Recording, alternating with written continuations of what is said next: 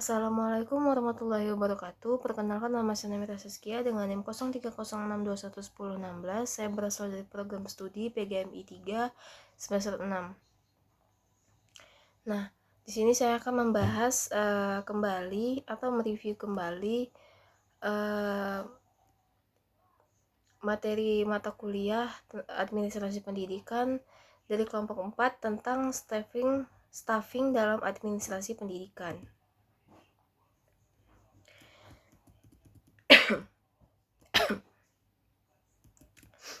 Nah, pengertian staffing merupakan proses pengaturan staf yang teratur dan sistematis berdasarkan rasional yang telah diterapkan untuk menentukan jumlah personil suatu organisasi yang dibutuhkan dalam situasi tertentu. Staffing sendiri merupakan salah satu fungsi manajemen berupa penyusunan personalita pada suatu organisasi sejak dari merekrut tenaga kerja, pengembangan sampai dengan usaha agar setiap tenaga petugas memberi daya guna yang maksimal kepada suatu organisasi itu. Lalu, adapun prinsip-prinsip dalam staffing yang pertama itu prinsip utamanya the right man in the right place and time, yang berarti bahwa setiap pegawai harus diposisikan pada bidang kerja yang sesuai dengan keahlian dan keterampilannya masing-masing. Lalu dengan demikian, maka pekerjaan yang memiliki tugas dan tanggung jawab dalam unit kerja tersebut dilakukan oleh orang yang tepat dan tercapai juga hasil pekerjaan yang diinginkan. Jika prinsip ini tidak dilakukan oleh yang bukan keahliannya, maka upaya pencapaian tujuan administrasi sendiri itu akan terjadi hambatan dan hasil dari pekerjaan tersebut cenderung kurang berguna bagi organisasinya.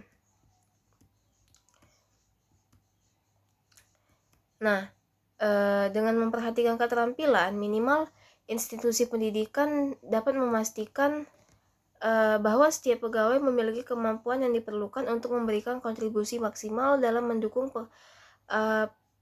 pembelajaran dan perkembangan siswa. Lalu yang pertama ada penempatan pegawai sesuai dengan keterampilannya memberikan keunggulan dalam penyelenggaraan kurikulum. Yang kedua, penempatan yang tepat juga dapat meningkatkan motivasi dan kesejahteraan pegawai. Ketika seorang ditempatkan pada posisi yang sesuai dengan keterampilannya, hal ini dapat meningkatkan kepuasan kerja dan kinerja. Lalu ada tujuan dan fungsi staffing. Tujuan staffing itu yang pertama mewujudkan sinergi pegawai sesuai dengan seluruh tugas dan kewajiban. Lalu yang kedua, tercapai mekanisme kerja dan kolaboratif. Yang ketiga, memudahkan pekerja dengan pengetahuan khusus untuk melaksanakan pekerjaan dengan sukses. Dan yang keempat, mendorong pegawai untuk mencapai efisiensi dan hasil maksimal bagi organisasi. Adapun fungsi staffing yang pertama itu perencanaan sumber daya manusia. Nah,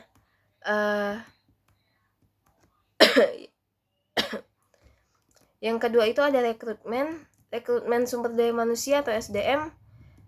Dalam lembaga pendidikan memiliki peran krusial dalam menjaga kualitas dan kelangsungan institusi tersebut.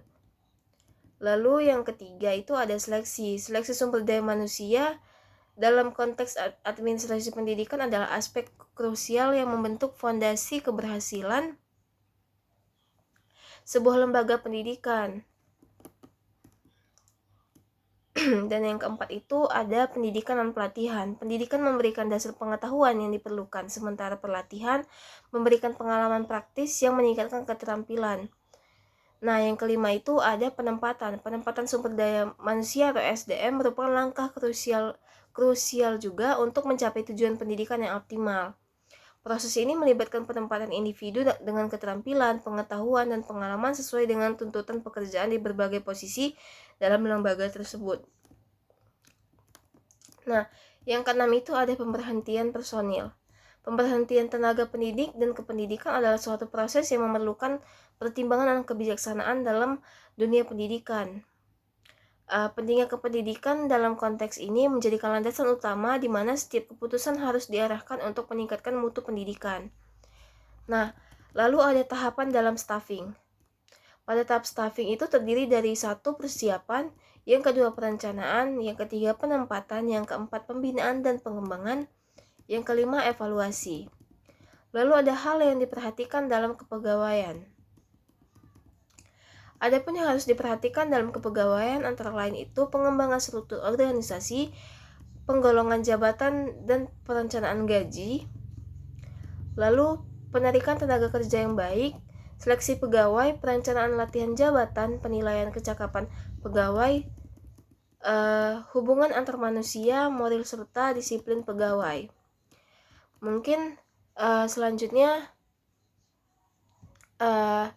saya akan membahas tentang kelompok 5.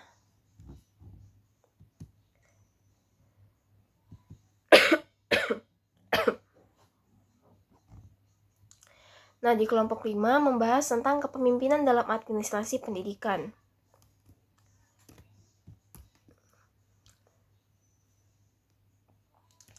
Nah, arti kepemimpinan. Definisi kepemimpinan adalah suatu upaya menggunakan jenis pengaruh bukan paksaan untuk memotivasi orang dalam proses pencapaian tujuan. Pemimpin akan memberikan pengaruh meliputi nilai yang ingin dicapai, arah menuntut masa depan, dan cara memberikan petunjuk bagaimana tugas-tugas dapat diselesaikan. Lalu ada keterampilan kepemimpinan. Davis mengidentifikasikan 3 keterampilan kepemimpinan, yaitu yang pertama ada technical skills. Nah, dalam hal ini diperlukan pemimpin agar ia mampu mengawasi dan menilai pekerjaan sesuai dengan keahlian yang digelutinya. Nah, yang kedua ada human skill.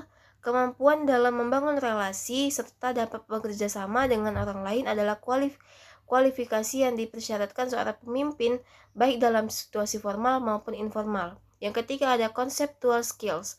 Pemimpin yang disegani adalah pemimpin yang mampu memberikan solusi yang tepat dan timbul dari pemikiran yang cerdas tentang sesuai persoalan. Yang ketiga ada fungsi kepemimpinan. Kepemimpinan akan terjadi efektif apabila pemimpin dapat menjalankan dua fungsi utama, yaitu kepemimpinan yang berkaitan dengan tugas atau task relate, atau fungsi pemecahan masalah, kepemimpinan yang berkaitan dengan pembinaan kelompok atau fungsi sosial group maintenance. Nah, fungsi tugas memudahkan dan mengkoordinasi usaha kelompok dan mendefinisikan dan memecahkan masalah bersama. Lalu ada gaya kepemimpinan. Adapun gaya dasar kepemimpinan antara lain yaitu otoriter. Otoriter adalah gaya kepemimpinan yang menekankan pada kekuasaan dan kepatuhan anggota secara mutlak. Yang kedua ada pseudo-demokratis, yaitu adalah gaya kepemimpinan yang menekankan pada penciptaan situasi yang sering memberikan kesan demokratis, padahal pemimpin itu sangat pandai menggiring pikiran atau ide anggota untuk mengikuti kehendaknya. Yang ketiga ada laissez-faire, adalah gaya kepemimpinan yang tidak menunjukkan kemampuan memimpin karena ia membiarkan organisasinya atau anggotanya melaksanakan kegiatan masing-masing tanpa adanya satu arah kebijakan yang jelas dari pemimpin. Yang keempat itu ada gaya demokratis, adalah kepemimpinan yang menekankan pada hubungan interpersonal yang baik. Mungkin itu saja yang dapat saya sampaikan. Lebih dan kurangnya saya mohon maaf. Wabillahi taufiq wal hidayah. Wassalamualaikum warahmatullahi wabarakatuh.